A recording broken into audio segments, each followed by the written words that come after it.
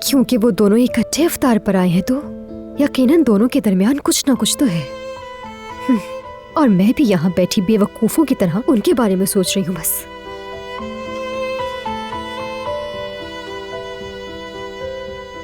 बाकी चीजें भी ले आया हूं।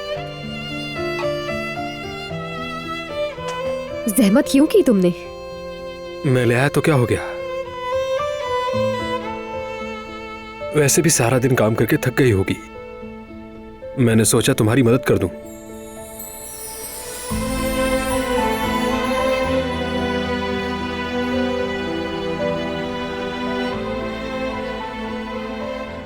ये रह गया था। हाँ देखो, इसी तरह मिलकर हम सबने काम खत्म कर दिया, एक ग्रुप की तरह। मैं अंदर जाकर देखता हूँ, अगर कुछ रह गया है तो वो भी ले आता हूँ, ठीक है? तो क्या तुम्हें मेरी मदद चाहिए? नहीं नहीं शुक्रिया, मुझे अपने काम खुद ही करना अच्छा लगता है। नहीं, ऐसा नहीं हो सकता। सब काम तुम अकेले तो नहीं करो ना। चलो मैं चाय बना देती हूँ सबके लिए। ठीक है मैडम, अगर इतना ही दिल है तो बना लो। पीछे देखो, अपने चाय का सामान उस कैबिनेट में रखा है। ओह याद आया, हारून जो मिठाई लाया था वो कहाँ है? वही रखी है, खोली नहीं अभी। यार फ्रिज में ही रख देती, रसमलाई थी ना।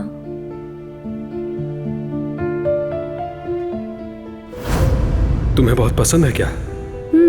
अम्मी बनाया करती थी जब मैं छोटी थी। क्या ये इसीलिए लाया है क्योंकि मुझे पसंद है? तुम्हें पता है मेरी फेवरेट है, और देखो वो कभी भी नहीं भूला। मैं तो हैरान रह गई थी ये देखकर।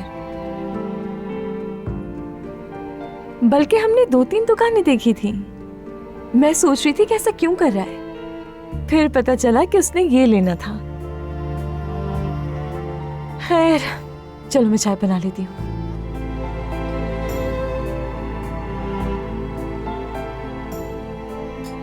मतलब वो इसके लिए लाया है क्योंकि इसे भी पसंद है। यानी वाकई इनके दरमियान कुछ है। मतलब मैं गलत समझ रही थी।